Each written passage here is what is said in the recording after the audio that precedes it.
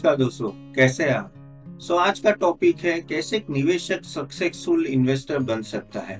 और मैं आपको 5 स्टेप्स बताऊंगा जो आपको फॉलो करने हैं, तो आप बिल्कुल ही सक्सेसफुल इन्वेस्टर बन पाएंगे। और ये स्टेप्स काफी फुल प्रूफ है, जिसके वजह से आपको कोई दिक्कत नहीं आएगी आपकी जर्नी में, इन्वेस्टमेंट जर्नी में। ठीक है,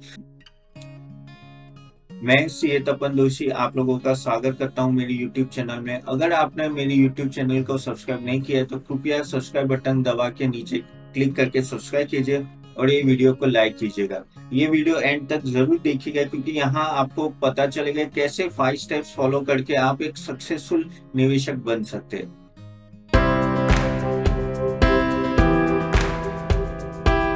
तो सबसे पहला रूल है सेटअप योर इन्वेस्टमेंट गोल्स। आपको अपने लॉन्ग टर्म इन्वेस्टमेंट गोल्स को पहले सेट करना है। ठीक है, once you set that investment goal, तभी आपको पता चलेगा कि ठीक है, मुझे 20 साल के बाद कितनी रकम चाहिए अपने बैंक अकाउंट में, जिससे मैं अपनी अपनी लाइफ को, रिटायरमेंट लाइफ कैसे जी सकता हूँ, या बच्चे की एजुकेशन कैसे कर सकता हूँ, या मैं बच्चों की मैरिज प्रपोजल या जो भी है वो कैसे उसको फुलफिल कर सकता हूँ। ये बहुत ही जरूरी है, क्योंकि काफी निवेशक को पता ही नहीं होता है कि उनका लॉन्ग टर्म गोल क्या है। और अगर वो आपको लॉन्ग टर्म इन्वेस्टमेंट गोल पता नहीं है तो क्या होगा, आपके पास अगर पैसे भी होंगे अभी, आप एक गलत इन्वेस्टमेंट में डाल देंगे और वो आप इन्वेस्टमेंट गोल को अचीव नहीं कर पाएंगे। तो पहले वो डिसाइड कीजिए, और फिर बैकवर्ड कैलकुलेशन हमें करना पड़ता है कि ठीक है, अगर मेरा एक्स अमाउंट, जैसे मुझे 1 करोड़ रुपए 10 या 20 साल में मुझे कमाने हैं, या मुझे इन्वेस्टमेंट से कमाने हैं, तो मुझे हर साल कितना इन्वेस्टमेंट करना पड़ेगा और वो कितना सीएजी या रिटर्न मुझे देना मिलना चाहिए, तो मैं वो इन्वेस्टमेंट टारगेट अचीव कर पाऊंगा। अगर वो आपको पता नहीं है तो आप क्या करेंगे कि आपके पास अगर 5 लाख भी अगर है, तो आप ऐसे इन्वेस्टमेंट में डाल देंगे जो फ्लक्चुएटिंग है, जो इंट्राडे जैसा है, या मे बी रिस्की है, और वो अगर आपने कैपिटल घुमा दी तो आगे जाके फिर वो आपका जो लॉन्ग टर्म गोल है वो अचीव नहीं कर पाएंगे। तो सबसे पहले और सबसे इम्पोर्टेंट है कि आप अपना long term investment plan and goal set कीजिए। और ऐसा नहीं है कि 1 साल या 2 साल का, बल्कि 20 साल का। और पूरी प्रोसेस होती है जिसमें आपको हर साल का, ठीक है, आपकी ये इनकम होगी, आपका ये खर्चा होगा और आपकी इतनी सेविंग होगी। ठीक है, और वो सेविंग को अगर आप सीएजीआर से हर साल मल्टीप्लाई करते तो कितना होगा, उस तरह से आपको पूरा कैलकुलेट करना है। तो पूरा फाइनेंशियल प्लानिंग करना है। देखिए, निवेश करने से पहले इन सब में टाइम देना पड़ता है। आपको लगेगा कि यार ये क्या है, इतना सारा थोड़ी प्लानिंग होता है, लेकिन करना पड़ता है। अगर आप ये नहीं करेंगे तो फिर आप भटक जाएंगे, आप वो रास्ते पे नहीं जाएंगे जहां आपका आपकी मंजिल है बेसिकली।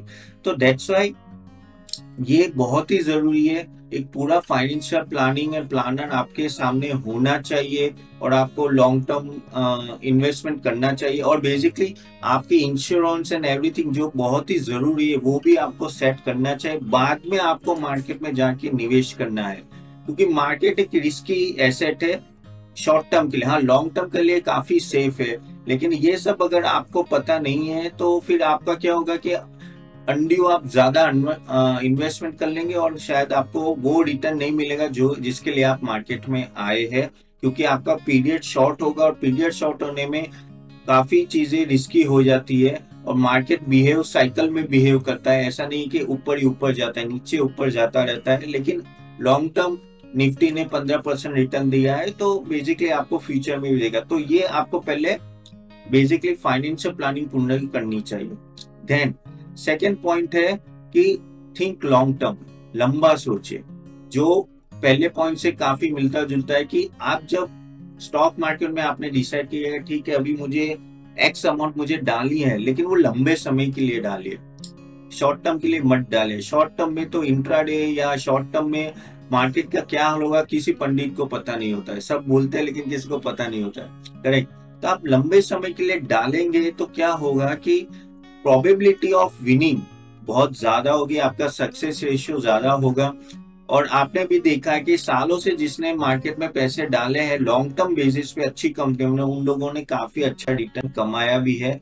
और बेसिकली 15 से 20% सीएजीआर रिटर्न कमाए, जो अभी एफडी 5% देते हैं उससे 3 गुना या 4 गुना है। तो always think long term. Short term के लिए मत सोचिए। और अगर आप लंबे के लिए सोचेंगे तो क्या होगा, अगर आपको tips and recommendation for short term मिलेगी, आप उसको इग्नोर करोगे। इग्नोर करने के रीजन वही है कि आपको पता है कि आपकी मंजिल क्या है और लॉन्ग टर्म में आपको क्या करना है, ठीक है, आपको कितना कमाना है। तो ये सब चीजें आपको प्रोटेक्ट करेंगे गलत डिसीजन लेने से, ठीक है। तो बेसिकली ये आपको ध्यान में रखना है कि लॉन्ग टर्म के लिए रखना है और इन्वेस्टमेंट और अच्छी कंपनियों में डालना है, ठीक है। तो ये basically long term, see at the end of the day आपको पता होगा वॉरेन बफेट, राकेश झुनझुनवाला या राधा कृष्ण दमानी, उन्होंने मैक्सिमम अपनी वेल्थ कमाई है लॉन्ग टर्म इन्वेस्टमेंट से। ऑलमोस्ट 80 to 90% वेल्थ उन्होंने लॉन्ग टर्म से कमाई है, ठीक है। अगर आप राकेश झुनझुनवाला की बात करें तो उनका 60 to 70% portfolio long term investment से ही कमाया है।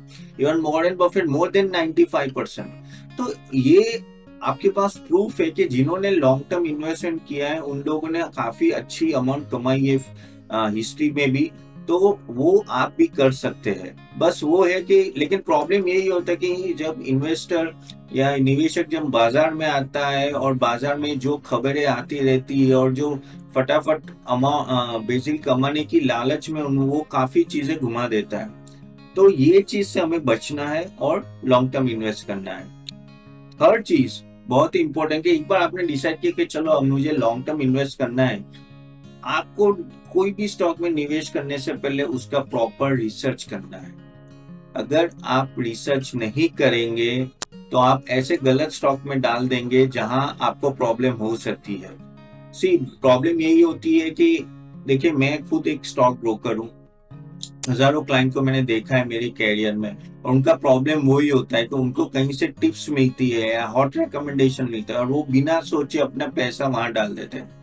अब आप सोचिए कि आपने सालों सालों की मेहनत से समझ लीजिए कि 10 लाख रुपए बचाए हैं और आपको वो इन्वेस्ट करें, तो आप सालों की मेहनत की जो सेविंग्स है वो क्या किसी के कहने पे डाल देंगे? नहीं। जब आपने इतनी मेहनत से कमाए तो थोड़ी मेहनत करके आप जानिए कि वो स्टॉक क्या है, उसके पीछे हिस्ट्री क्या है। आपको काफी चीजें करनी पड़ती है, जैसे क्या मोट है कंपनी का, जो शील्ड होता है, मोट होता है, यानी वो फुल प्रूफ होते हैं, वेदर कंपनी फुल प्रूफ और नॉट। कौन से सेक्टर में कंपनी है, वो सेक्टर आपको पता है कि नहीं पता है, उसके फाइनेंशियल्स क्या है, वो रेशियोज क्या बोलते हैं, उसका एनुअल रिपोर्ट क्या बोलता है, ये सब चीजें आपको जाननी जरूरी है। नहीं तो क्या होगा, आप ऐसी कंपनी में डाल देंगे जो आपको लगेगा कि बहुत सस्ती है, लेकिन वो सस्ता स्टॉक और सस्ता होता जाता है मार्केट में, और इसी तरह से आप काफी पैसे घुमा देंगे। तो आपको फंडामेंटल एनालिसिस करना चाहिए। अब आप बोलोगे नहीं मैं तो टेक्निकल एनालिसिस करता हूँ, ठीक है आप कीजिए टेक्निकल, लेकिन फंडामेंटल बहुत ही जरूरी है। रीजन है क्योंकि fundamental is the core. Technical तो क्या है, वो प्राइस एंड एक्शन मूवमेंट है, अभी अप है ट्रेंड, कल डाउन भी हो सकता है, लेकिन अगर फंडामेंटली स्ट्रॉन्ग अगर स्टॉक है तो आप लॉन्ग टर्म में कमा के ही रहेंगे। और दोस्तों, अगर आपको ये फंडामेंटल पे और कुछ ज्यादा जानना है तो आप नीचे मेरा वेबिनार अटेंड कर सकते हैं, जो मैं हर वीक करता हूँ।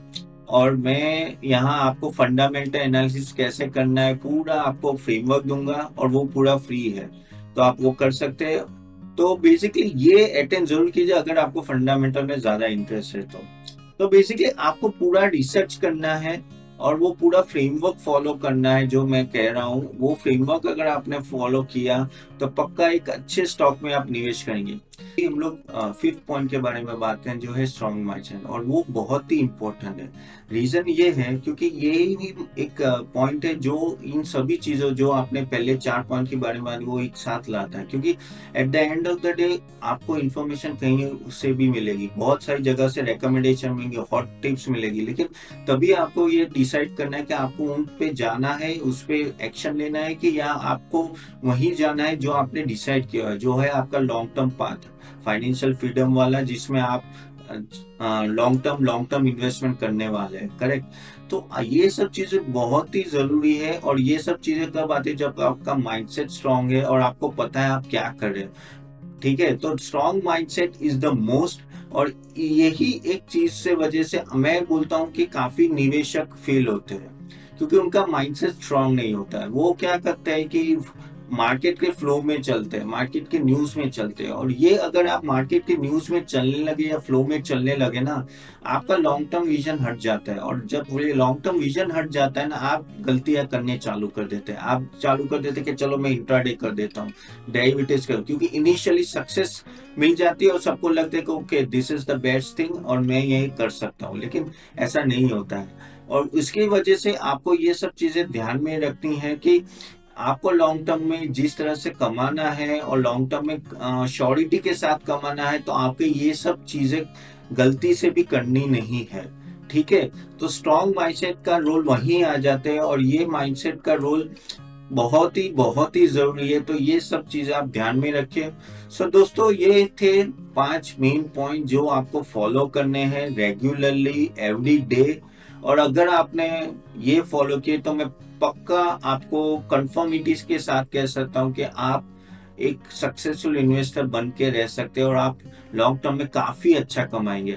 और यही चीज पे मैंने एक पूरा फ्रेमवर्क बनाया जो है थॉटफुल इन्वेस्टर फ्रेमवर्क, जो बताता है कि निवेशक को कैसे इन्वेस्ट करना चाहिए। क्योंकि मेरे 15 साल की एज अ ब्रोकिंग करियर में और एज अ इन्वेस्टमेंट एनालिस्ट के करियर में being a CA, I know कि मुझे क्या क्लाइंट को समझाना है और क्लाइंट को क्या स्टेप्स फॉलो करवाने जिससे वो सक्सेसफुल बन सके। तो आपको करना है तो नीचे एक लिंक दी गई है वेबिनार की, उस लिंक को क्लिक करके वेबिनार को अटेंड कीजिए और आपको 100% उसमें वैल्यू एडिशन मिलेगा। सो दोस्तों, मैं सीए तपन जोशी आपको शुक्रिया अदा करता हूँ कि आपने ये पूरा वीडियो देखा, और सब्सक्राइब बटन को क्लिक कीजिए, सब्सक्राइब कीजिए, क्योंकि मैं काफी फंडामेंटल एनालिसिस और इन्वेस्टमेंट कैसे करना है उसके रिलेटेड वीडियोस पब्लिश करता रहता हूं। तो आपको ये पसंद आएगी, सो लाइक कीजिए and thank you very much. Thank you.